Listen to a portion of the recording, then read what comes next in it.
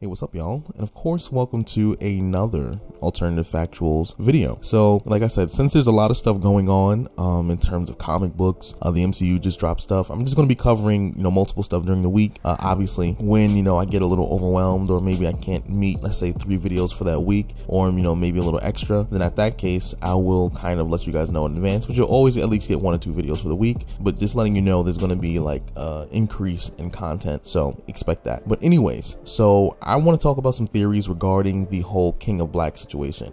I have been reading this story, but obviously I have not been covering it. I have been reading it, and it's just been a good time because 9AK1 has literally revolutionized the aspect of Venom and Eddie Brock, especially during this whole situation involving Knull. Even beforehand, even the fact that he invented him, brought him into the story, kind of gave the symbiotes a purpose and the reason why they kind of derived from the planet Clintar, which they came from, and then how it translated to prison because they were holding back the very creator who made them and brought them into the world. So we already know in the King of Black situation, we have preludes like Symbiote Spider-Man, King of Black #1. We have Symbiote Spider-Man, King of Black #2. But also we have, well, that's going to be coming out December 16th. But also we have some preludes that are going to be coming out like, the 2021. So in February, January, March, and just going forward, we're going to have a lot of that. But King of Black is the main event. And then obviously we have preludes, tie-ins.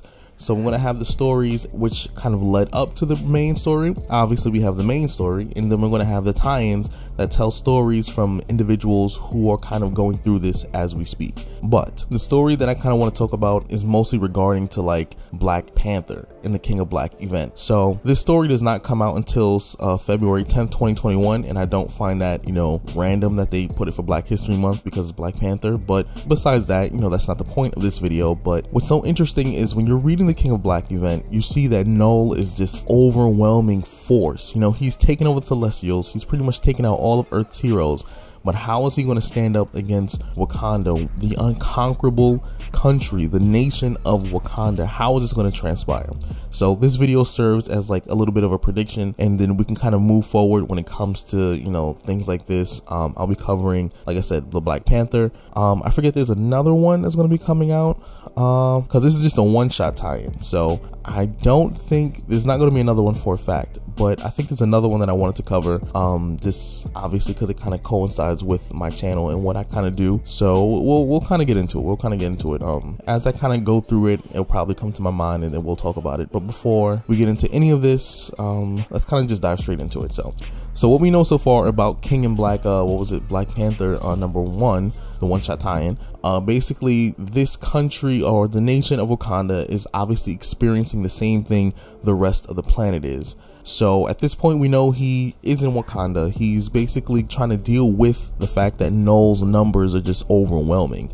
And this is written by Jeffrey Thawne, so it's going to be a dope story. But Wakanda has completely gone like just consumed by these symbiotes and these massive non-stop armies. And remember, Knull has the Celestials on his side. He managed to take them out, which elevated Knull's power to this crazy level of power. The Celestials are extremely powerful, equivalent to like the Galactus, for example. They had that whole fight with Galactus. Equivalent in power, they create life, they can destroy life. They are just overwhelmingly powerful. But in reality, they've taken over kind of Wakanda. They're overwhelming them. The army of Wakanda is trying to fight them. But in reality, we already know that they're probably going to be overwhelmed. Now, here are my predictions in terms of what's going to happen. I'm pretty sure there's going to be some heroes trying to reach out to Wakanda, knowing that they stand the best chance of at least lasting a lot longer, so that way they can come up with a game plan. That is something I'm pretty sure we're going to see, because if you read the description for King of Black, Black Panther one shot, you'll see that I think in the description it says the heroes must choose between his role as an Avenger or his role as a king and the yearnings of his heart. So basically, he's going to be torn in 3 different directions: as a king, as a hero on the Avengers team, and the yearnings of his heart. So there's going to be some personal choices he's going to have to make during this event. I want to kind of focus more or less on the king and Avenger aspect. I don't really care too much about his personal life, at least not for the sake of this video. So, as we know, Wakanda is extremely powerful. The reason why the nation of Wakanda is powerful is because of the vibranium. Now, we already know this. Now, one of the main features of vibranium is basically the fact that it was able to absorb sound, basically absorb kinetic energy, bounce that kinetic energy off, and kind of expel it in a more powerful, more volatile form. That's one of the features that vibranium has. Also, it does have capabilities of enhancing magic, but once again, that's not the point of this video. The point is, because symbiotes are very sensitive to like fire, sound, electricity, things that can disrupt its molecular structure, they stand the best chance at least lasting longer than everyone else, which would allow them more time to come up with a game plan to at least get Knull off the planet Earth, and maybe allow them to figure out some way to permanently get rid of him or permanently destroy him. But because Wakanda 1 has closed its kind of gates to pretty much the outside world, especially during this situation, I get it, I understand it. Wakanda in general is still not accepting of many outsiders, even though T'Challa has, allowed certain people to come in and out of Wakanda who are not Wakandans, but he has allowed it. But in this particular situation, he's not going to be able to leave his nation, especially when the Avengers are asking for his help, because I'm pretty sure we're going to hear either from Iron Man or probably a couple other heroes. They're going to be asking, yo, T'Challa, where are you? Where are you? We need you. But he cannot leave his nation as a king. Imagine the world is being taken over, but the Avengers are asking you to leave your own people so that way they can save the planet. But in reality, let's say you save the planet, you come back, and then pretty much you abandon them. So he can't abandon his people. That's just no, you can't do that. So I don't think he's going to end up leaving Wakanda. He's probably going to find some middle ground, or maybe just have to deal with the choice that he made not to leave Wakanda.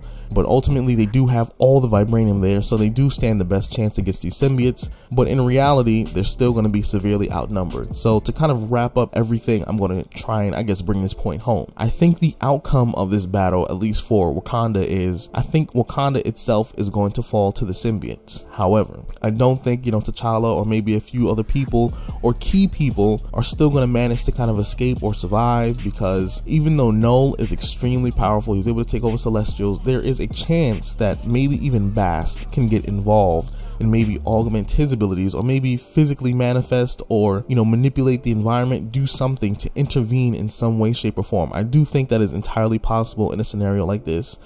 She's done it when Mephisto was trying to trick T'Challa into pretty much taking all the souls of the Wakandans. She intervened during that situation, which I think is just as bad, if not worse now.